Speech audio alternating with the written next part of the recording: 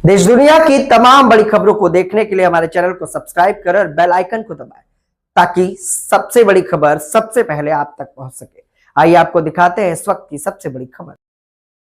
कांग्रेस नेता पवन खेड़ा ने विदेश मंत्री डॉक्टर एस जयशंकर और अमेरिकी विदेश मंत्री मार्को रूबियो के बीच हुई बातचीत पर सवाल उठाए हैं।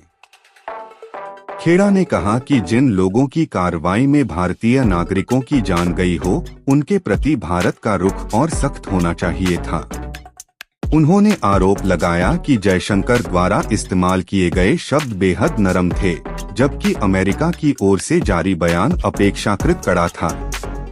पवन खेड़ा ने अंतर्राष्ट्रीय कानूनों, जिनेवा कन्वेंशन और सैन रेमो मैनुअल का हवाला देते हुए कहा कि किसी भी संघर्ष के दौरान तीसरे देश के व्यावसायिक जहाजों पर हमला स्वीकार्य नहीं है। खेड़ा ने सवाल उठाया कि भारत को अपने नागरिकों की मौत के मामले में स्पष्ट जवाब और माफी की मांग करनी चाहिए थी।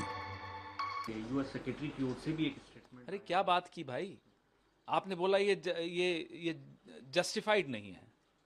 जब आप किसी पंसारी की दुकान पे जाते हैं, बोले इतनी ज़्यादा कीमत, जस्टिफाइड नहीं है। ये जस्टिफाइड नहीं है। 3 जिंदगियां गई हैं हिंदुस्तानियों की और आप कह रहे हैं जस्टिफाइड नहीं है। आपको बिना शर्त की माफ़ी अमेरिका से मांगनी चाहिए थी और हमको वो माफ़ी लेनी चाहिए थी। उल्टा डांट खाकर आ गए। उल्टा रूबियो कह रहे हैं कि ये टॉलरेट नहीं किया जाएगा। अरे आप कौन है भाई? और अंतर्राष्ट्रीय कानून, अंतर्राष्ट्रीय नियम है, जिनीवा कन्वेंशन है 1949 की, एडिशनल प्रोटोकॉल्स हैं, सैन रेमो मैनुअल है। एक कमर्शियल वेसल को इस तरह से अटैक करना और हमारे हिंदुस्तानियों की बेशकीमती जान चली जाए और हम मुंह नीचा करके आ जाएं। ये आईएनएस देना के वक्त अगर हमने आवाज उठाई होती तो आज ये दिन नहीं देखना पड़ता। तब भी हम चुप रहे, आज भी हम चुप हैं। हमारे मेहमान पर हमला हुआ तब हम चुप रहे, इंडियन ओशन में आकर हमला हुआ तब हम चुप रहे। तो हम इनसे क्या उम्मीद करेंगे? क्यों डरते हो साहब? देवयानी खोबरागाड़े जी का एपिसोड हुआ था यूपीए 2 के वक्त। हमने कुछ मजबूत कदम उठाए थे, डरे नहीं थे अमेरिका से। आज प्रधानमंत्री डरते हैं अमेरिका से। बार बार ये उदाहरण हमें मिलता है। G7 पे जा रहे हैं, वहां मुलाकात करेंगे। हमें पूरा भरोसा है कि प्रधानमंत्री एक शब्द उनके मुंह से नहीं निकलेगा हिंदुस्तान के 3 नागरिकों की हत्या के। ये हत्या है, उससे कम कुछ नहीं है और अमेरिका के हाथों में हत्या हुई है। और उल्टा चोर कोतवाल को डांटे। हत्या भी वो करेंगे, हमें डांटेंगे भी वो, और हम डांट खा के आ भी जाएंगे। क्या दबाव है अमेरिका का जयशंकर पर या नरेंद्र मोदी पर? यही तो हम बार बार पूछ रहे हैं। ये ऑपरेशन कीचड़ का एक और नया अध्याय है। जहां जहां भारतीय जनता पार्टी जाती है, राष्ट्रीय स्वयंसेवक संघ जाता है, वहां ये कीचड़ शुरू हो जाता है और बिना कीचड़ के इनका कमल खिल भी नहीं सकता।